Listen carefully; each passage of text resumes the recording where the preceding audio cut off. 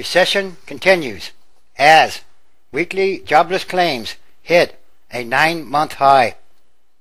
Unexpected climb is yet another setback for what they say is an already frail recovery.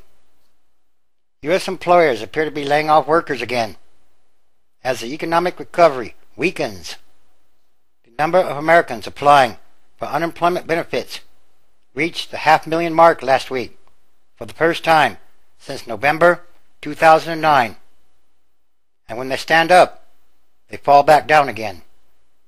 It was the third straight week that first-time jobless claims rose. The upward trend suggests the private sector may report a net loss of jobs in August for the first time this year. Initial claims rose by 12,000 last week to 500,000, the Labor Department said on Thursday. Home builders and other construction firms are laying off more workers as the housing sector slumps after the expiration of a popular homebuyer's tax credit. That's what happens when you take the tax credit away. State and local governments are also cutting jobs to close large budget gaps. The rise in initial jobless claims over the past 3 weeks makes it difficult to maintain confidence in the so-called recovery and suggests the labor market is backtracking more than we first expected, said Ryan Sweet, an economist at Moody's Analytics. Stocks tumbled on the fear of more layoffs and weak job growth. Jobless claims declined steadily last year from a peak of 651,000 in March 2009 as the economy recovered from the worst downturn since the 1930s. After flattening out earlier this year, claims have begun to grow again. This time is different. There's never been times like these before, and there'll never be times like these again. In other words, the U.S. consumer is not going to be able to fix the economy this time. Things have already changed. This is obviously a disappointing number that shows ongoing weakness in the job market, said Robert Dye, senior economist at the PNC Financial Services Group. Dye said that claims showed a similar pattern in the last two recoveries, but eventually began to fall again. The current elevated level of claims is a sign employers are reluctant to hire until the supposed rebound is well underway.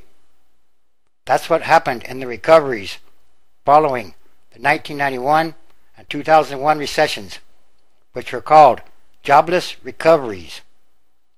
The increase suggests the economy is creating even fewer jobs than in the first half of this year, when private employers added an average of approximately 100,000 jobs per month, not even enough to keep up with population growth.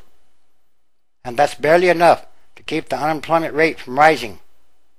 The jobless rate has been stuck at 9.5% for 2 months, and that's the official jobless rate. The 4-week average, a less volatile measure, rose by 8,000 to 482,500, the highest since December 2009. The number of people continuing to receive benefits fell by 13,000 to 4.5 million, the department said.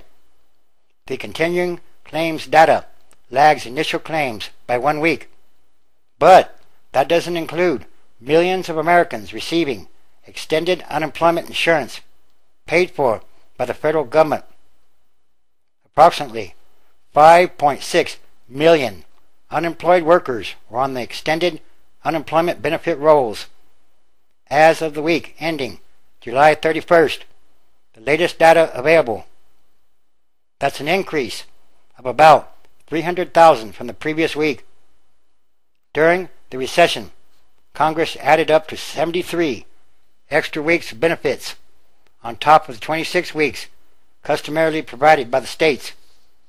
The number of people on the extended rolls has increased sharply in recent weeks after Congress renewed the extended program last month. It had expired in June Private employers added only 71,000 jobs in July, but that increase was offset by the loss of 202,000 government jobs, including 143,000 temporary census positions. July marked the third straight month that the private sector hired cautiously. Economists are concerned, very concerned, that the unemployment rate will start rising again because overall economic growth has weakened significantly since the start of the year. In a healthy economy, jobless claims usually drop below 400,000, but the recent increases in claims provide further evidence that the economy has slowed and could easily slip back into recession, what they call a double-dip recession.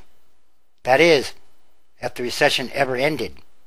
Many economists are worried that economic growth will ebb further in the second half of this year.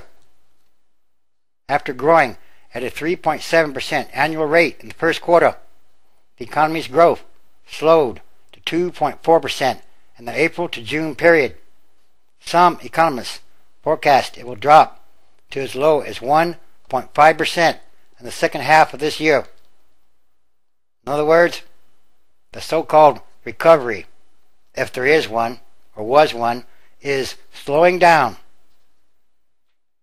Did the recession ever end? Anyway, all these are more signs of the times.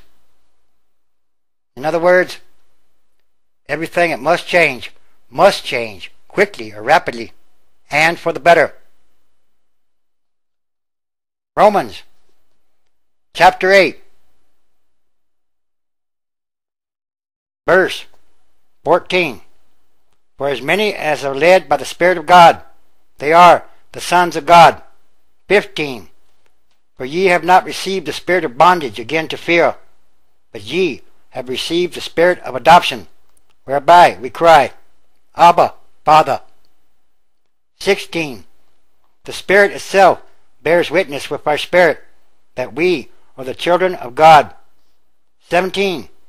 And if children, then heirs, heirs of God, and joint heirs of Christ, if so be that we suffer with him, that we may be also glorified together.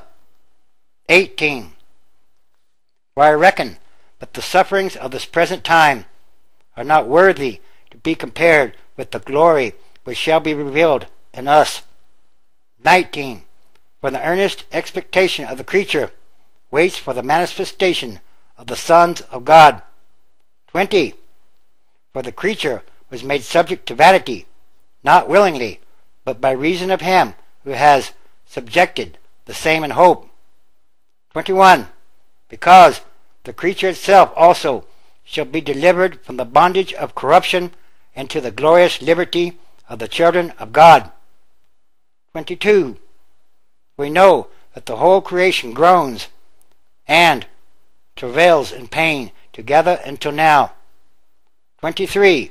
And not only they, but ourselves also, which have the first fruits of the Spirit, even we ourselves, groan within ourselves, waiting for the adoption, to wit, the redemption of our bodies. 24. For we are saved by hope. The hope that is seen is not hope. But what a human sees, why does he yet hope for? 25. But if we hope for that we see not, then do we with patience wait for it. 26. Likewise, the Spirit also helps our infirmities, for we know not what we should pray for as we ought, but the Spirit itself makes intercession for us with groanings which cannot be uttered. 27. And he that searches the hearts knows what is the mind of the Spirit, because he makes intercession for the saints according to the will of God. 28. We know that all things work together for good to them that love God, to them who are to be called according to his purpose. And yes, all these are more signs of the end times transition days, which is a process happening continually, day by day, all around the world,